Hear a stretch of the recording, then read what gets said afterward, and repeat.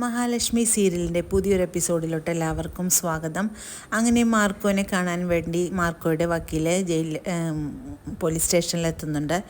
എന്നിട്ട് മാർക്കോയോട് പറയുന്നുണ്ട്, ഒരു രീതിക്കും നിനക്ക് ജാമ്യം കിട്ടില്ല മാർക്കോ, അതുപോലത്തെ വകുപ്പുകളൊക്കെയാണ് നിൻ്റെ മേൽ ചുമത്തി വെച്ചിരിക്കുന്നതെന്ന് വക്കീൽ പറയുന്നുണ്ട്. അപ്പോൾ മാർക്കോ പറയുന്നുണ്ട്, ഇനിയിപ്പോൾ എന്ത് ചെയ്യും, ഞാൻ എങ്ങനെ ഇനി ഇതിനകത്ത് നിന്ന് രക്ഷപ്പെടുമെന്നൊക്കെ പറയുന്നു. നീ എന്താണെങ്കിലും സമാധാനമായിട്ടിരിക്കും, നിന്നെ ഞാൻ ഏതെങ്കിലും വഴിക്ക് ഇതിനകത്ത് നിന്ന് പുറത്തിറക്കാം ശ്രമിക്കാമെന്ന് പറഞ്ഞുകൊണ്ട് വക്കീൽ അവിടെ നിന്ന് പോകുകയാണ്. പിന്നീട് ഐയോട് മാർക്കോ പറയുന്നുണ്ട്, സാർ എന്നെ ഒരു ദിവസത്തേക്ക് ഇവിടെ നിന്നും പുറത്തോട്ട് വിടുമോ, അന്നേരം ഞാൻ എങ്ങനെയെങ്കിലും ആ പെൺകുട്ടിയെ കണ്ടുപിടിച്ച് അവളെക്കൊണ്ട് തന്നെ ഈ കേസ് പിൻവലിപ്പിക്കാമെന്ന് പറയുന്നുണ്ട്.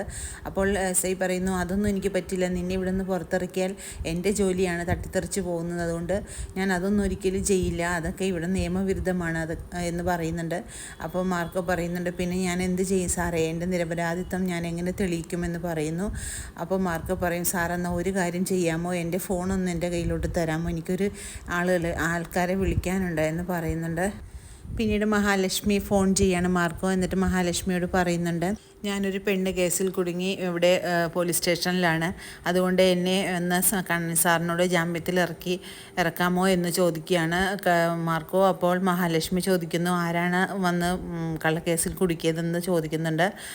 അപ്പോൾ മാർക്കോ പറയുന്നുണ്ട്, ആരാണെന്ന് എനിക്കറിയില്ല, ഞാൻ ആദ്യമായിട്ടാണ് അയാളെ കാണുന്നത്, അതുകൊണ്ട് ഞാൻ ഇതിനു മുമ്പ് കണ്ടിട്ടുള്ള ഒരാളെ അല്ല എന്ന് പറയുന്നു. അങ്ങനെ മഹാലക്ഷ്മി എല്ലാ രൂപവും ഭാവവും എല്ലാം ചോദിക്കുന്നുണ്ട് അയാളുടെ. അപ്പോൾ ഒരു പൊക്കമുള്ള ആളാണെന്നും കണ്ടാൽ ഒരു താടിയുള്ള ആളാണെന്നൊക്കെ പറയുന്നുണ്ട്. അങ്ങനെ മഹാലക്ഷ്മിക്ക് മനസ്സിലായി ഇത് മേഘനാഥനാണ് വന്ന് കള്ളക്കേസിൽ കുടുക്കിയിരിക്കുന്നതെന്ന്.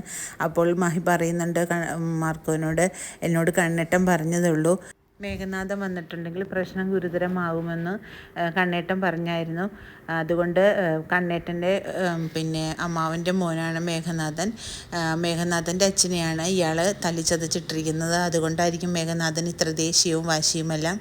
ഞാൻ എന്താണെങ്കിലും കണ്ണേട്ടനോട് ഈ കാര്യങ്ങളെല്ലാം പറഞ്ഞ് മാർക്കോക്ക് ഒരു തീരുമാനം ഉണ്ടാക്കി തരാമെന്ന് പറഞ്ഞുകൊണ്ട് മഹി ഫോൺ കണ്ണന് കൊടുക്കുന്നുണ്ട്. എന്നിട്ട് കണ്ണൻ കാര്യങ്ങളെല്ലാം മാർക്കോനോട് അന്വേഷിക്കുന്നുണ്ട്.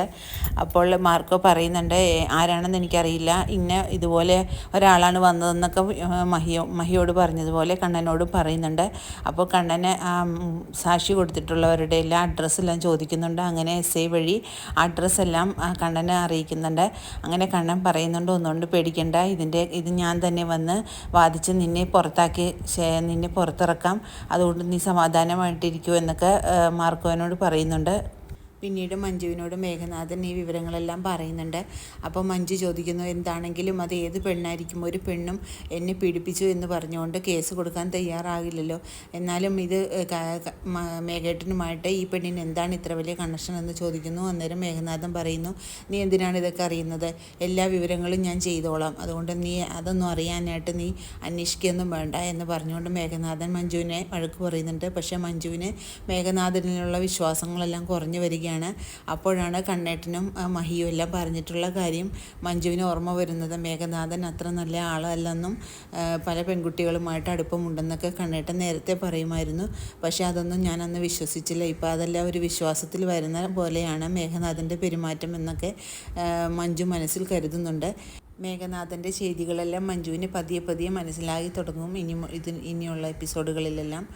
അങ്ങനെ പുതിയൊരു എപ്പിസോഡിനായിട്ട് നമുക്ക് കാത്തിരിക്കാം.